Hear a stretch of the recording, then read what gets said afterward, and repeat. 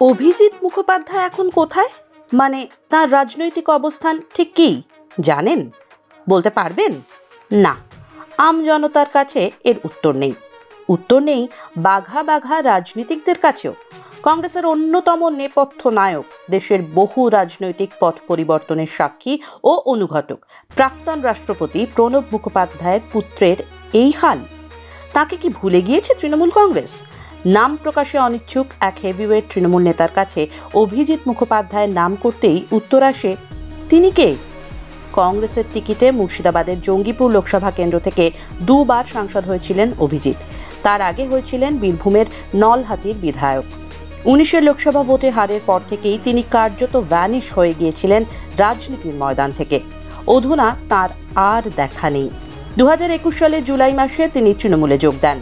তারপর থেকে সভা সমাবেশ, প্রচার, মিটিং, মিছিল কোথাও তার দেখা মেলেনি। সদ্য একটি লোকসভা ভোট শেষ হলো। সুদীর্ঘ ভোট পর্বে একটি দিনের জন্য তাকে কোথাও দেখা যায়নি। তবে কি তৃণমূলের মঞ্চে তার ঠাঁই হয় না? জোড়াফুল শিবির কি প্রাক্তন রাষ্ট্রপতির পুত্রকে ভুলেই গেল?